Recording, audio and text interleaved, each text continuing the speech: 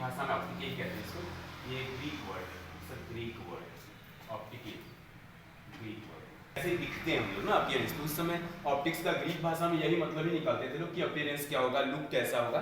तो इस वर्ड को फिर धीरे धीरे लाइट, क्योंकि लाइट से ही पता चलता था कि कैसा दिखेगा ना, तो धीरे धीरे क्या करने लगे हम लोग, पहले लाइट के लिए ऑप्टिक्स इस्तेमाल नहीं होता था, फिर ग्रीस वाले क्या किए कि उनके वर्ड होते हैं ऑप्टिकल, ऑप्टिकल मींस होता है अपीयरेंस। तो उन्होंने कहा कि ये पूरा जो लाइट का स्टडी है वो किसके अंदर आ जाएगा, ऑप्टिक्स। तो ऑप्टिक्स का पहले सिर्फ एक ही मतलब होता था अपीयरेंस, फिर धीरे धीरे धीरे धीरे धीरे बदलता गया। ऑप्टिक्स में सिर्फ लाइट नहीं आने लगा, वो लाइट भी आने लगे जो हमें दिखाई नहीं देते हैं। वो कौन है, हाँ, इलेक्ट्रोमैग्नेटिक वेव। तो पूरी इलेक्ट्रोमैग्नेटिक वेव को क्यों, क्योंकि उन्होंने कहा लाइट की जैसी ही प्रॉपर्टी सारे इलेक्ट्रोमैग्नेटिक वेव में पाया जाता है। लाइट की जैसी ही प्रॉपर्टी सारे इलेक्ट्रोमैग्नेटिक वेव में पाया जाता है। वो सारे इलेक्ट्रोमैग्नेटिक वेव कौन कौन है, तो आप जानते हैं 6। तो उन सारे इलेक्ट्रोमैग्नेटिक वेव को दिखाऊंगा, सारे इलेक्ट्रोमैग्नेटिक वेव को हम किस में पढ़ने लगे, ऑप्टिक्स में पढ़ने लगे। तो ऑप्टिक्स किसका, ऑप्टिक्स का मतलब क्या था, ग्रीक वर्ड है इसका अपीयरेंस और लुक। तो ये हो गया, ये बनाना।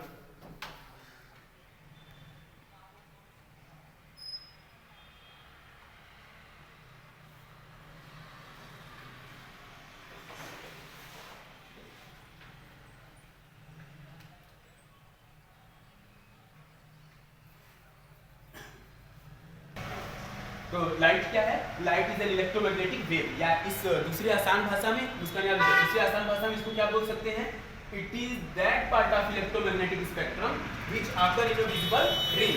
बचपन के लिए एनर्जी, बचपन के लिए डिफिनेशन क्या है, मतलब आपकी बुक में क्या लिखता है बस सुना है, light is the form of energy which create vision sensation of site.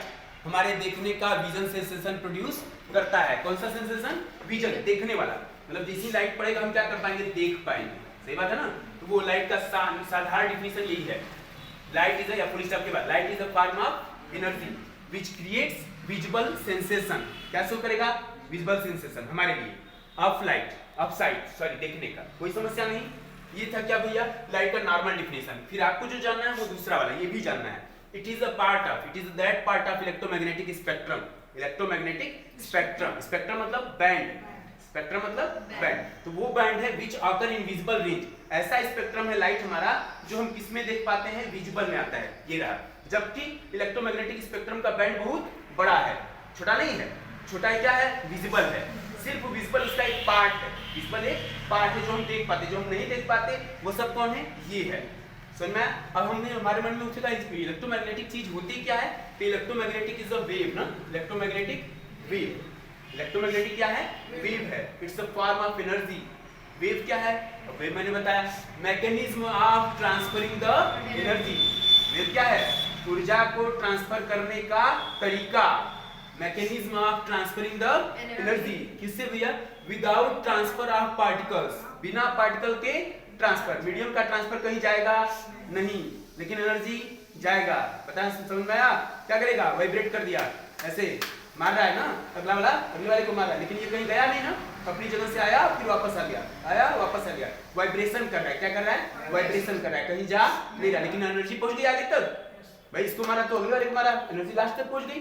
तो एनर्जी ट्रांसफर करने का तरीका बिना पार्टिकल के ट्रांसफर किए क्या कहलाएगा, वेव। क्या कहलाएगा, वेव। वेव कितने तरह के, तो मैंने कहा एक्चुअली 3 तरह का, वो डी ब्रॉगली ने तीसरा बताया है, मैटर वेव, इलेक्ट्रॉन को जो शक्तिमान के रूप में, मैंने कहा था ना शक्तिमान के रूप में, जब कोई भी मैटर, कोई भी मास वाला सब्सटेंस जिसमें मास हो, वो क्या करने लगे, स्पीड ऑफ लाइट या उससे ज्यादा की स्पीड से मूव करने लगे, equivalent to speed of light, जब मूव करने चलने लगे तो वो किसके जैसा बिहेव करने लगता है, वेव जैसा।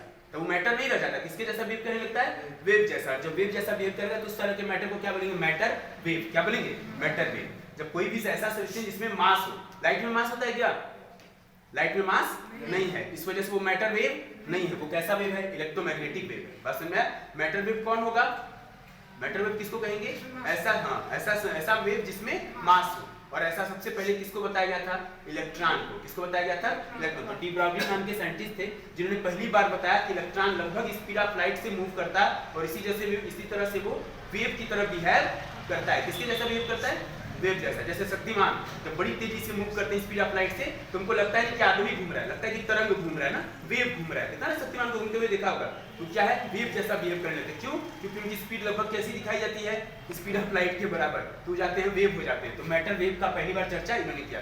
मेनली वेव के कितने तरह के?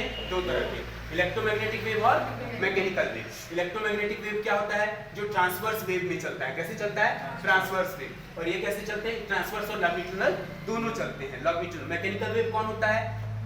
जिसको मीडियम की जरूरत होती है।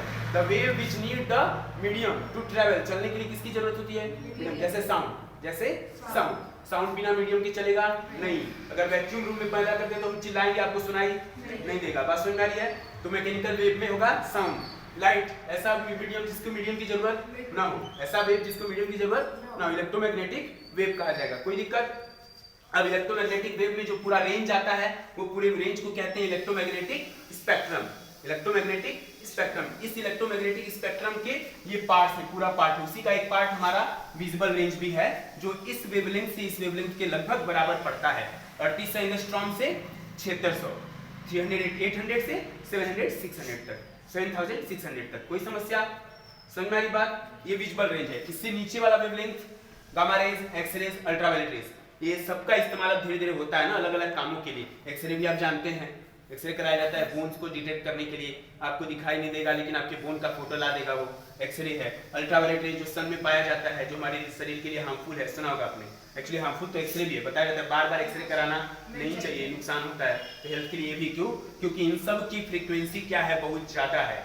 These wavelengths have these waves have very high frequency। इन तरंगों का फ्रीक्वेंसी क्या होता है? बहुत हाई होता है। क्या कम होता है? वेवलेंथ। क्या कम होता है? वेवलेंथ। याद रखेंगे, जैसे जैसे इधर चलेंगे क्या बढ़ेगा?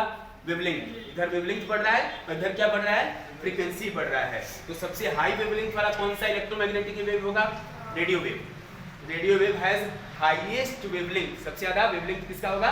Radio wave. बात समझ में? पूरे इलेक्ट्रोमैग्नेटिक स्पेक्ट्रम में सबसे कम वेवलेंथ किसका होगा? Gamma rays. कोई दिक्कत नहीं। और उसी के जस्ट पलट के हो जाएगा फ्रीक्वेंसी।